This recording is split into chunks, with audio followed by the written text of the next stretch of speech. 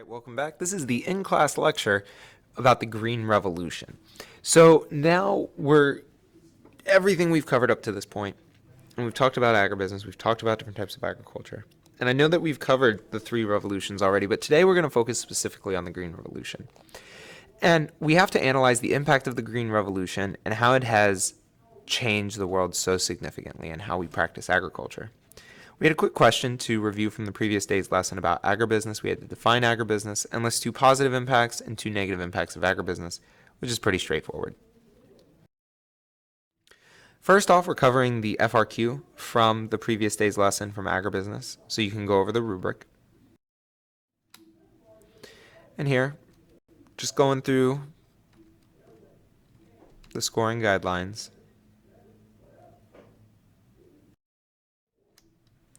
Continuing on.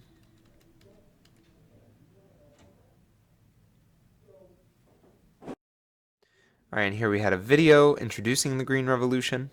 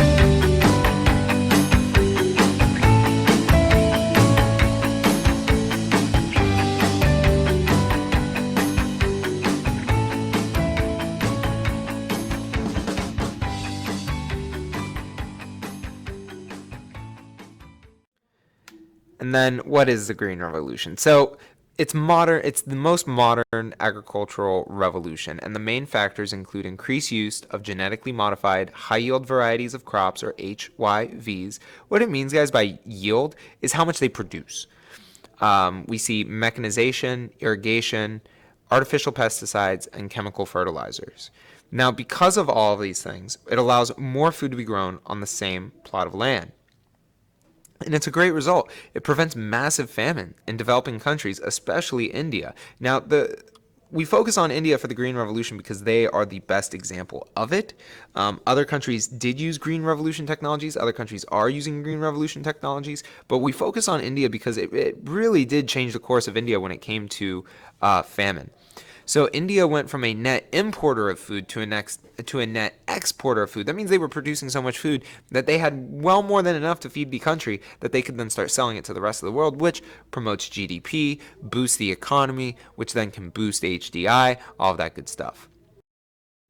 So let's go through the positives and negatives of the Green Revolution. We did this in class, but running through the chart, we see that the positives include higher yields of staple crops in the developing world, money generated for food research and business. We have a new global market for new agricultural inventions. and food prices around the world start to drop because everybody else is making so much food. But unfortunately, there's a couple more negatives involved. So the increased yields put a drain on the lands and nutrients. People were double cropping, and aggressive irrigation led to soil erosion. That means destroying the soil. We can't use it for anything after that. Double cropping just means 2 harvests in a year. The reliance on human-made fertilizers are expensive. The fact is that these fertilizers run off into the water and pollutes the drinking water and can pollute ecosystems. Now, due to the higher yields, farmers have to use massive amounts of machinery. Now, machinery is not new to the Green Revolution because we know machinery was really introduced in the second agricultural revolution. But we're talking about the developing world here. The developing world doesn't have a lot of money compared to the developed world. And now these developing world farmers have to buy all of these machines so they can harvest all this food. And at the same time, we're also increasing the amount of air pollution because they are burning fossil fuels in these machines. Now, the cost. This is the biggest criticism of the Green Revolution. Now, at first, the cost was absorbed by private investors and governments, people who want to make the world better. But eventually, it gets pushed on to the farmers. And the thing is, with the Green Revolution to work, you have to use all of Green Revolution technologies to work. That means buying the high-yield seeds. It means buying the fertilizer. It means buying the machines to harvest all of it. It means buying the irrigation systems to feed all that water to the plants because they are super hungry because they are genetically modified to produce much, much more. Because of this, because of the expense of the Green Revolution, they switch to cash crops instead of those staple crops that really saved India, that really helped them fight off hunger. And one of the most prominent one is mustard seed. But once again, because now they're all focusing on growing mustard seed or other cash crops, it creates a monoculture of cash crops. And now we're back to 1, importing food and buying it with the money they make from the cash crops. But 2, it reduces the variety of a diet because they don't have as many options.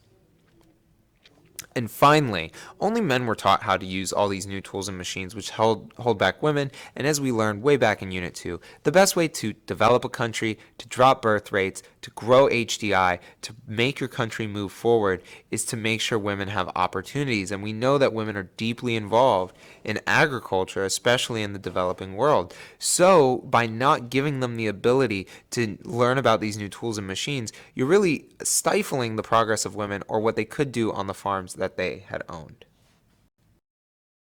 So, can we do it? What we had to cover in class was analyze the impact of the Green Revolution on agricultural practice.